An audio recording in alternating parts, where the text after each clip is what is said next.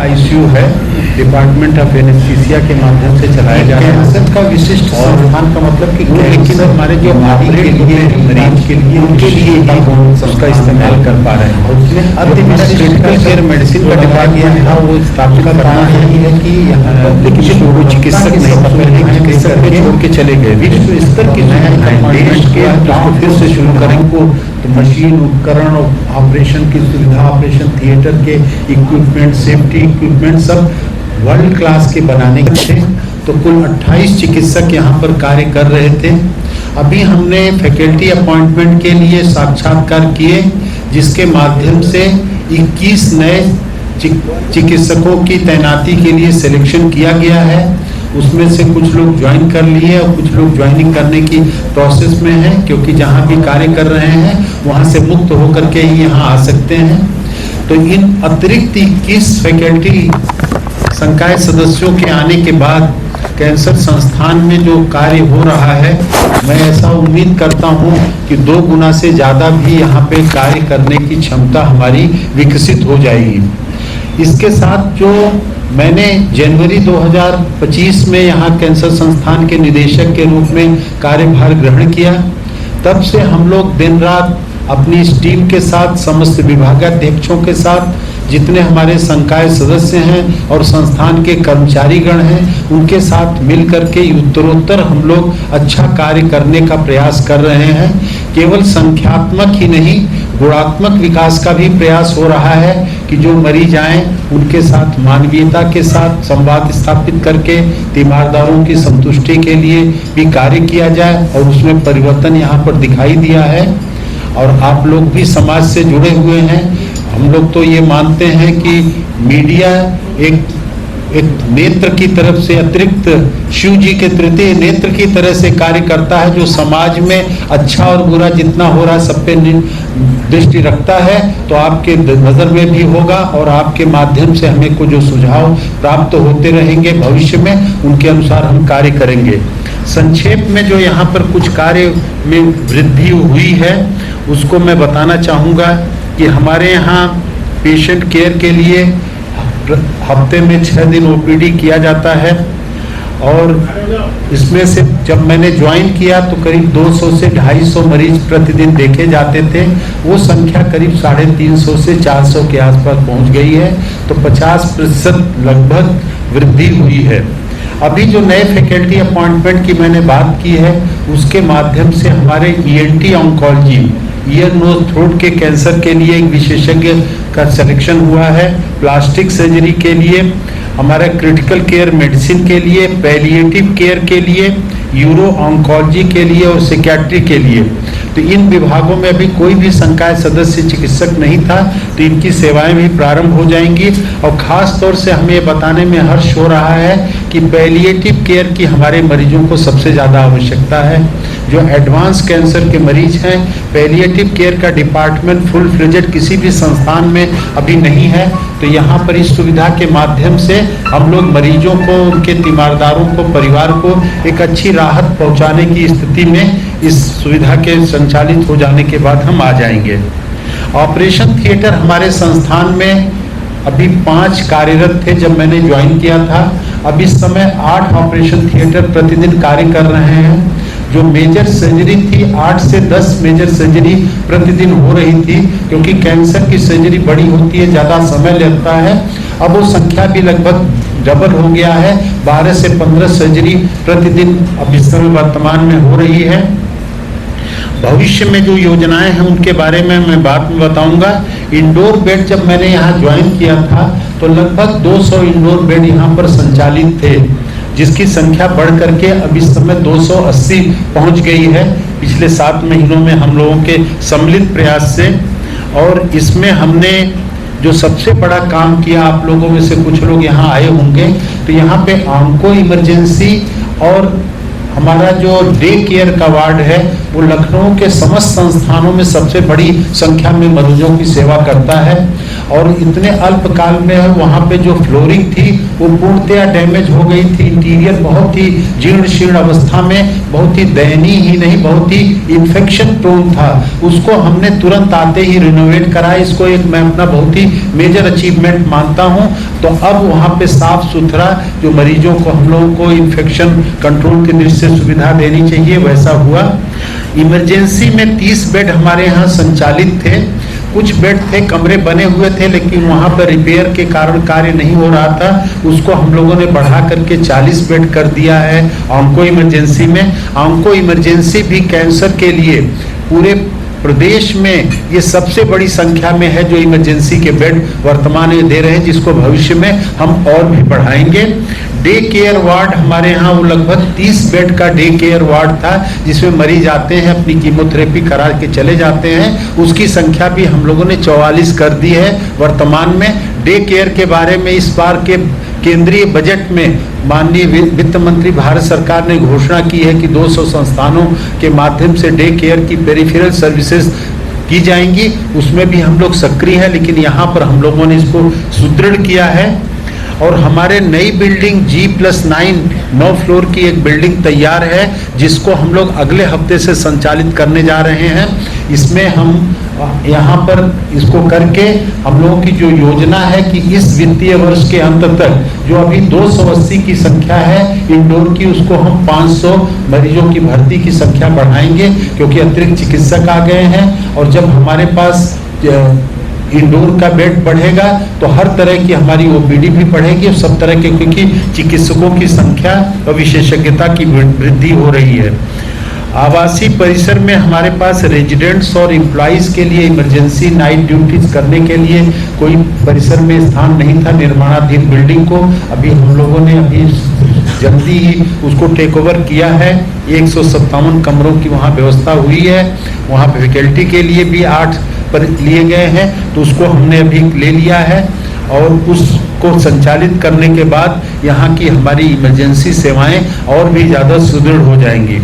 Campus में आप लोग जो पहले आए होंगे तो यहाँ पे जो चारों तरफ जैसे जंगल सा वातावरण था, बड़ी बड़ी घासें, झाड़ियाँ, झंखाड़ और बहुत ही अनइवन सरफेस था, उसको हम लोगों ने वॉक फुटिंग पे इम्प्रूव कराने के लिए कोशिश किया है।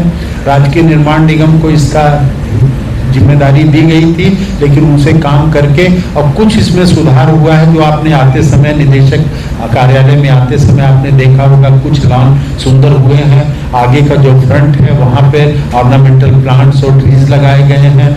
हम लोगों ने यहाँ पे मौलसी के वृक्ष, अशोक के वृक्ष और कल्प वृक्ष के साथ ही चंदन के पेड़ भी लगाए हैं, जो हमें लगता है कि अगले सीजन तक यहाँ अच्छी खासी हरियाली हो जाएगी। और ये काम अभी और तेजी से चलता रहेगा, इसको हम लोग सुदृढ़ करेंगे।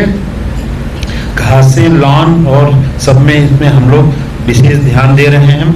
पेशेंट बेनिफिशियरी स्कीम जो प्रधानमंत्री जन औषधि योजना है, उसके अलावा जितनी जन औषधि सेवाएं हैं पेशेंट बेनिफिशियरी के, पंडित दीनदयाल उपाध्याय है, चीफ मिनिस्टर रिलीफ फंड है, प्राइम मिनिस्टर रिलीफ फंड है, असाध्य रोग योजना है, इन सब के माध्यम से हमें बताते हुए हर्ष हो रहा है। और आपके माध्यम से जानकारी समाज में जाएगी तो बड़ा ही अच्छा इसका संदेश जाएगा कि लगभग 85% मरीज हमारे संस्थान में इस प्रधानमंत्री जन आरोग्य योजना के बेनिफिशियरीज या असाध्य रोग योजना के हैं। इसलिए मरीजों के लिए जो ये भारत सरकार द्वारा योजना प्रारंभ की गई, उत्तर प्रदेश सरकार द्वारा किया गया है, उसके अधिकांश बेनिफिशियरीज के माध्यम से हम इलाज कर रहे हैं। तो जिनके पास भी ये कार्ड है वो आ सकते हैं, उसका विशेष आप लोग सब विस्तार जानते हैं। तो इससे समाज को अगर जानकारी होगी तो कोई भी कैंसर से संभावित या कैंसर से पीड़ित व्यक्ति यहाँ आकर के इन योजनाओं का सुचारू रूप से लाभ उठा सकता है और बड़ी संख्या में मरीजों का इलाज हो रहा है। हम यहाँ पर इस अवसर पे आप सभी लोगों को एक पुस्तिका दे रहे हैं, एक हिंदी में प्रोग्रेस रिपोर्ट पिछले 8 महीने की और एक अंग्रेजी में। तो इसमें सारी जानकारियां हैं जो मैं बता रहा हूं, मैं तो संक्षेप से बता रहा हूं। हिंदी में भी प्रगति रिपोर्ट, इसमें 2025 लिखा गया, अगस्त तक की प्रगति रिपोर्ट है। ये हम लोगों ने जल्दीबाजी में बनवाया है, तो कुछ त्रुटियां भी हो सकती हैं, लेकिन उद्देश्य है कि आपके पास जानकारी जाएगी तो समाज को जागरूकता होगी और समाज यहाँ आकर के हमसे अपना इलाज कराने में हमसे मदद ले पाएगा। यहाँ पर पेशेंट बेनिफिशियरी के लिए हॉस्पिटल रिवॉल्विंग फंड SGPGI के पैटर्न पर काफी सुदृढ़ कर दिया गया है। उसमें जो औषधियों की उपलब्धता सुनिश्चित की गई है, पिछले 7 महीने ही में ही लगभग 3 गुना यहाँ पे जो दवाओं की बिक्री और मात्रा बढ़ी है, सस्ती दवाइयाँ मिल रही हैं। अमृत फार्मेसी यहाँ पर संचालित है, जिसके माध्यम से HLL की दवाइयाँ मिल रही हैं और यहाँ पे हॉस्पिटल रिवॉल्विंग फंड और ये इन्वेस्टिगेशन रिवॉल्विंग फंड के माध्यम से भी सेवाएं दी जा रही हैं। ब्लड बैंक यहाँ पर हमारा एक अति विकसित ब्लड बैंक है, जो इसमें 28 कंपोनेंट्स तक निकाले जा सकते हैं। वो आप लोगों को ज्ञात है कि कैंसर के लिए बहुत ही शुद्धता पूर्वक और बहुत ही गुणवत्ता पूर्वक ब्लड कंपोनेंट दिया जाए, तो उसकी पूरी सुविधा है और सभी मरीजों को जिनकी आवश्यकता होती है उसको हम लोग यहाँ पर दे रहे हैं। यहाँ पर एक बहुत ही विशेष सुविधा है जो देखने लायक है। जैसे लखनऊ में कभी कहा जाता है कि कुछ ऐतिहासिक धरोहर थी, उनका नाम मैं नहीं लूंगा, लेकिन यहाँ पे एक अंडरग्राउंड टनल बनी हुई है। तो आजकल सभी विश्व के उच्च गुणवत्ता अस्पतालों में टनल के माध्यम से ही पेशेंट के लिनेन, गंदे कपड़े, उनके लॉन्ड्री का, उनका फूड की सप्लाई और भी जो घटनाएं होती हैं, उन सब की सभी बिल्डिंग एक दूसरे से टनल के माध्यम से, तो करीब 1.5 किलोमीटर से ज्यादा की अंडरग्राउंड टनल है, जिसके माध्यम से सब ट्रॉली और सब चीजें जाने की यहाँ सुविधा बना हुआ था, संचालित नहीं था, तो उसको भी हमने फंक्शनलिटी की स्टेटस में ला करके अब उसको प्रारंभ करने जा रहे हैं। उसको भी हमने हैंडओवर ले लिया है। और इसके अलावा यहाँ पर जो कि सबसे बड़ा हमारा जो कार्य है, चिकित्सकीय कार्य के अलावा यहाँ पर मरीजों के लिए हम लोग यहाँ पर चिकित्सा शिक्षा की व्यवस्था करने के लिए है। तो यहाँ पे अभी तक कोई भी NMC की मान्यता प्राप्त कोर्स संचालित नहीं हुआ था, MD, MS, DM, MCH के कोर्स। तो उसका भी 4 विभागों के लिए हम लोगों ने गवर्नमेंट से इसेंशियलिटी सर्टिफिकेट अभी पिछले 6 महीने में ले लिया है। एफिलिएशन के लिए अटल बिहारी वाजपेयी यूनिवर्सिटी से, क्योंकि अभी हमें डीम्ड यूनिवर्सिटी का मौका नहीं मिला है अधिकार, तो इसलिए उनसे हम एफिलिएशन ले रहे हैं। फिर अभी जो साइकिल NMC की शुरू हुई, उसमें अप्लाई करके, तो इसमें हमारा ऑन्को एनेस्थीसिया, न्यूरो सर्जरी और surgical oncology, gynae oncology and radiation oncology, इतने विभागों में उम्मीद है कि हम अगले साल शैक्षणिक कार्य भी प्रारंभ कर देंगे। तो उसका फायदा होगा कि ट्रेनिंग भी हमारे यहाँ शुरू हो जाएगी और मरीजों की सेवा की गुणवत्ता भी बढ़ जाएगी। यहाँ पर NMC के कोर्स को प्रारंभ करने के लिए लाइब्रेरी भी अति आवश्यक होती है, नहीं होने पर मान्यता नहीं मिलती है। तो लाइब्रेरी की भी स्थापना हम लोगों ने इसी वर्ष सरस्वती पूजा के दिन पर करके, उसमें हम लोगों ने ऑनलाइन प्लेटफॉर्म, ई-बुक्स, ई-जर्नल्स और हार्ड कवर बुक्स के लिए भी हम लोगों ने टेंडर कर दिया है और जेम पोर्टल के माध्यम से परचेज कर रहे हैं। तो लाइब्रेरी भी हमारी स्टेब्लिश होने की प्रोसेस में है और प्रारंभ कर दिया गया है। और इसके साथ ही हम लोगों ने यहाँ पर ट्रेनिंग के लिए कुछ PDCC के कोर्स और PDF के कोर्सेज हम लोग चला रहे हैं। तो उसका पहला बैच हमारा PDCC का anaesthesia, gynae and public health में इस बार परीक्षा दिया है और ओरल एंड मैक्सिलोफेशियल सर्जरी में भी PDF का पहला बैच की परीक्षा अभी पिछले महीने संपन्न की गई है। यहाँ पर रिसर्च का कार्य भी संकाय में लिमिटेड संसाधनों से भी और लिमिटेड फैकल्टी के माध्यम से ही 49 रिसर्च प्रोजेक्ट इस समय संचालित है, जिसमें 8 एक्स्ट्रा म्यूरल रिसर्च प्रोजेक्ट्स हैं एंड 41 हमारी इंट्राम्यूरल रिसर्च प्रोजेक्ट्स हैं जो संचालित हैं। ये भी हमारे जब नए संकाय सदस्य आ रहे हैं, MD, MS के स्टूडेंट्स आ जाएंगे, DM, MCH के, तो इसमें बढ़ जाएगा।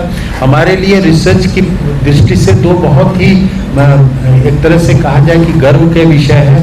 एक तो हमारा DHR, department of health research, government of India, ministry of health से एक डायमंड स्कीम है, जिसके माध्यम से ब्रेस्ट कैंसर और लंग कैंसर के लिए सारे मॉलिक्यूलर टेस्ट, जो कि कई हजार, 10-10, 15-15 हजार के एक टेस्ट हैं, वो टेस्ट निःशुल्क यहाँ पर हमारे डिपार्टमेंट में, पैथोलॉजी डिपार्टमेंट में दिया जा रहा है। और हेल्थ टेक्नोलॉजी असेसमेंट के लिए कुछ लिमिटेड संस्थानों को पूरे देश में DHR ने निर्धारित किया है, उसमें हम लोगों का संस्थान भी है। तो नई जो हेल्थ की टेक्नोलॉजी बनेगी उसका पहले परीक्षण करके उसको पास यहाँ से किया जाएगा, उसके रिकमेंडेशन के आधार पे ही पूरे देश में उसको लागू किया जाएगा। हॉस्पिटल बेस्ड कैंसर रजिस्ट्री, जिससे हमारे डेटा सही आ जाए, जिसके आधार पर हम लोग आगे इलाज की योजनाएं बना सकें, और हम लोग इसके लिए यहाँ पे संचालित कर रखे हैं। और हम लोग यहाँ पर जो प्रधानमंत्री जन औषधि योजना के तहत आभा आईडी बनाने के बारे में आप लोग सुनते होंगे। हमारे संस्थान में मैं समझता हूँ, लगभग मैं समझता हूँ कि सरकारी संस्थान में सबसे ज़्यादा आभा आईडी इनेबल्ड पेशेंट का ट्रीटमेंट हो रहा है, 95%, 94% के आसपास। और 4-5% जो नहीं हो रहा है, जिसके पास स्मार्टफोन नहीं है उसका नहीं किया जा सकता, केवल यही बाधा है। नहीं तो हम लोग अगर स्मार्टफोन सबके पास हो तो 100% आभा इनेबल्ड रजिस्ट्रेशन यहाँ पर हम लोग कर रहे हैं। तो नेशनल हेल्थ अथॉरिटी के साथ हमारा सारा डेटा जो का त्यों रियल टाइम में उनके साथ शेयर हो जाता है।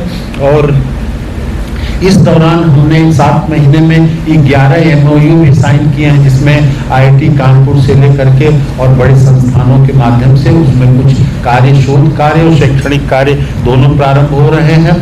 हमारी जो आगामी योजनाएं हैं, मॉलिक्यूलर डायग्नोस्टिक एंड रिसर्च के लिए कार्किनोस का एक लैब, बहुत ही मॉडर्न लैब जो कंट्री में केवल 4-5 हैं, हमारे यहाँ बनी है, जिसके माध्यम से सस्ती दरों पर डायग्नोस्टिक एंड रिसर्च की इंफ्रास्ट्रक्चर उपलब्ध कराई जाएगी, जिसको कि टाटा फाउंडेशन ने शुरू किया था, उसको रिलायंस ने ले लिया है।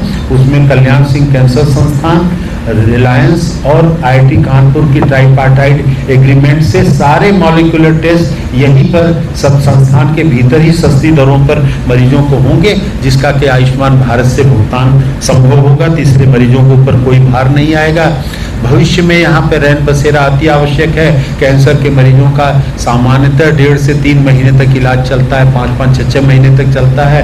तो रैन बसेरा तीमारदारों के लिए बनाना एक हमारी प्रायोरिटी है, जिसको पब्लिक प्राइवेट पार्टनरशिप में हम लोग कुछ उसकी प्रगति हो रही है। संभावना है कि इसी साल हम शुरू कर देंगे। हम 2000 किलोवाट का सोलर पैनल यहाँ पे लगवाने के लिए नेडा को हम लोग ऑर्डर दे चुके हैं। तो जल्दी ही हमारा कैंपस ग्रीन कैंपस हो जाएगा, और ग्रीन करने के लिए प्लांटेशन हम लोग लार्ज स्केल पे करवा रहे हैं। और अभी प्रधानमंत्री जी के जन्मदिन से लेकर के और हमारे पूज्य राष्ट्रपिता महात्मा गांधी जी के जन्मदिन तक जो पखवाड़ा मनाया जा रहा है हरियाली के दृष्टि से, तो उसमें भी हम लोग प्लांटेशन करेंगे। 75 ट्रीज लगाए जाएंगे प्रधानमंत्री जी के जन्मदिन पर, और 156 ट्रीज लगाए जाएंगे राष्ट्रपिता के जन्मदिन पर, क्योंकि 156वां उनका जन्मदिन है इस कैंपस में। उस राष्ट्रीय अभियान के तहत, उस पखवाड़े के तहत हम लोग करेंगे। और हम लोग ऑपरेशन थिएटर की योजना है, जो अभी 8 हमारे संचालित हैं। हमारे यहाँ टोटल 24 ऑपरेशन थिएटर की संभावना है मॉड्यूलर की, उसमें से हम इस वित्तीय वर्ष में 16 को संचालित कर लेंगे। ऐसी हम योजना लेकर के चल रहे हैं। हॉर्टिकल्चर का हमने बता दिया। आगे भी हम ये साइकिल रिक्रूटमेंट की पूरा होते हुए पुनः फैकल्टी अपॉइंटमेंट के लिए, रिक्रूटमेंट के लिए एडवर्टाइजमेंट करके फैकल्टी अपॉइंटमेंट करेंगे।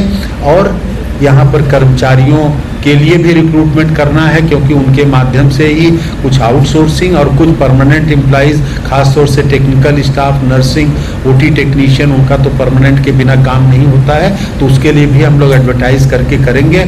इन सभी कार्यों के लिए उत्तर प्रदेश सरकार के द्वारा हमें बहुत सहयोग मिल रहा है। आज का दिन भी एक इवेंटफुल डे है। हमारे यहाँ डिजिटल मैमोग्राफी आज फंक्शनल स्टेटस में रेडी टू यूज हो गई है। उसका 2-3 दिन ड्राई रन करके हम पेशेंट्स का प्रयोग करेंगे। उसका भी एक पैम्पलेट आपके साथ आपको दिया जा रहा है। और उसके अलावा यहाँ पर 2 हाई एंड लीनियर एक्सीलरेटर कार्यरत हैं संस्थान में, जिसमें प्रतिदिन एक लीनियर एक्सीलरेटर पे मानक से पश्चिमी देशों में 40 से 50 मरीज केवल ट्रीट किए जाते हैं। हम लोग 70 से 80 मरीज एक मंथ पे ट्रीट कर रहे हैं। करीब 140 मरीजों का प्रतिदिन हमारे यहाँ रेडियोथेरेपी ट्रीटमेंट हो रहा है। 400-450 हमारे पास पेशेंट OPD में आ रहे हैं। डे केयर के 40-45 पेशेंट्स आ रहे हैं। तो लगभग 600 से 700 पेशेंट्स कैंसर के मरीजों का जो व्यवस्था हुई है, और ये उम्मीद है कि इस वित्तीय वर्ष के अंत तक ये डबल हो जाएगी। तो इस गति से हम लोग प्रयासरत हैं। आगे हमारे डायग्नोस्टिक के सीटी स्कैन, एमआरआई, मेमोग्राफी, पेट सीटी स्कैन भी हम लोगों ने परचेज कर लिया है। साइबर नाइफ की मशीन जो रेडिएशन ट्रीटमेंट के लिए विश्व में सबसे एडवांस्ड है, भारत में शायद अभी तक केवल 2 मशीनें लगी हैं। डॉक्टर शरद सिंह विभागाध्यक्ष बताएंगे, वो हमारे यहाँ तीसरी मशीन लगने जा रही है। तो इस तरह से उच्चतम गुणवत्ता की मशीनों को हम लोग यहाँ पर लगा करके मरीजों के उत्तरोत्तर बेस्ट इलाज करने के लिए, और प्रधानमंत्री जन आरोग्य योजना के तहत साध्य रोग योजना, प्रधानमंत्री relief, chief minister relief fund के साथ सब 90% मरीजों का निःशुल्क इलाज यहाँ पर हो रहा है। और इसको और भी ज्यादा पेपरलेस और कैशलेस हम लोग भविष्य में इस अगले 1 साल में करने में सफल होंगे। तो संक्षेप में ये कुछ जानकारियां थी जो आपसे मैंने साझा की है, और ये पैम्फलेट बुकलेट आप सबको दे देंगे, इसमें विस्तार से सब दिया है। उसके त्रुटि के लिए फिर पुनः एक बार क्षमा प्रार्थी।